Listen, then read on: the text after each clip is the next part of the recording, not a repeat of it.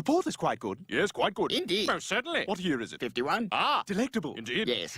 Oh dear. What is it? I've spontaneously combusted. Oh, I am sorry. Oh, it's quite all right. I've grown tired of living. Ah, very good then. For the best. Yes, indeed. Oh, is it raining again? Hello, guess who it is? It's Ian Gibbs, and welcome back to my ability comparison series. It's been a hot minute since I've done a traditional ability comparison, and I'm just gonna lie to y'all and say that I took a break and touched some grass between then and now. Anyways, I figured I'd go back to my roots with a JoJo-themed ability comparison on Hamon, the photosynthetic predecessor to all JoJo power systems, while also being a little experimental with this video, for this will be one big Hamon megasode. I'm covering every Hamon variant in AUT, because it just feels right. This will also be another ability comparison where AUT is pinned up against Your Bizarre Adventure, because I can only talk so much slander about Sakura Stan before it gets annoying. Just for clarity, base Hamon equals William Zappelli Hamon. Look, it's what AUT was going for, okay? But for those who are new or living under a rock, I judge each game on the visual quality and fundamental strength given to their versions of the same ability for an overall score out of 10. As for occasions with multiple abilities from one game, like right now, I attempt to grade each moveset's feats and weaknesses collectively for one final verdict. It's a lot to wrap your head around, isn't it? But you know what isn't so complex? Subscribing to my channel and watching my other videos. If you're interested, I've uploaded like 4 new YouTube shorts in the span of a week and a half. They're just as good as my regular videos. Like every other ability comparison, let's begin with a universal time.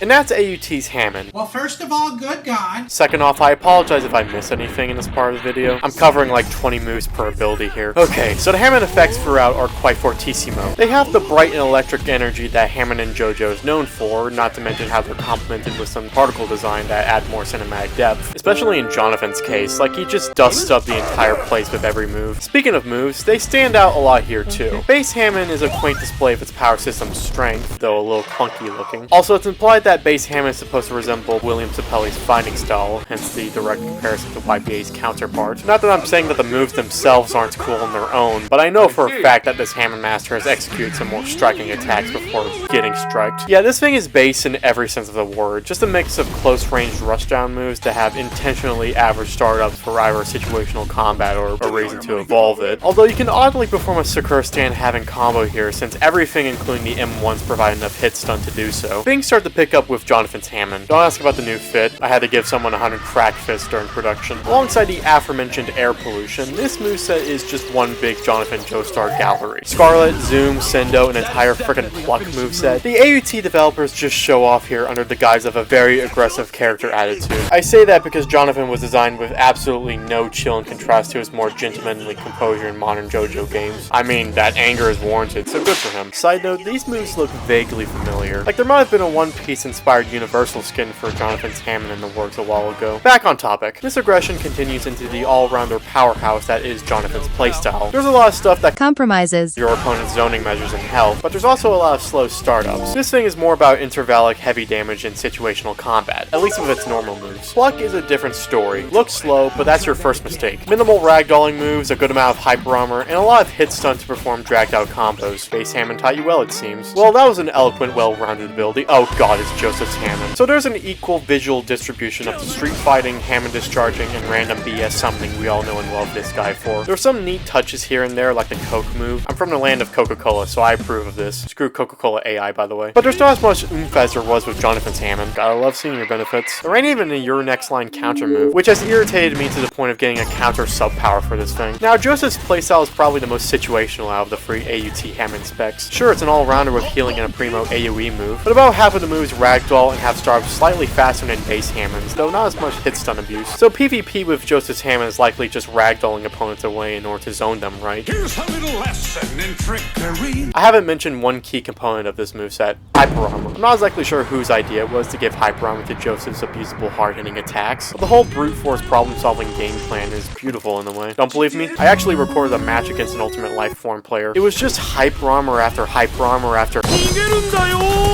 I know I used the Joestar technique incorrectly, but I actually managed to kill Karth directly and without insanely good luck, so that whole fight wasn't lore accurate to begin with. In summary, AUT has quite a lot to show for its representation of Hamon. While there's definitely some noticeable favoritism in some areas, each ability has their own unique look and foothold in this game's meta. I highly commend AUT's efforts threefold, and they get a collective 9.5 out of 10. Alright, next up.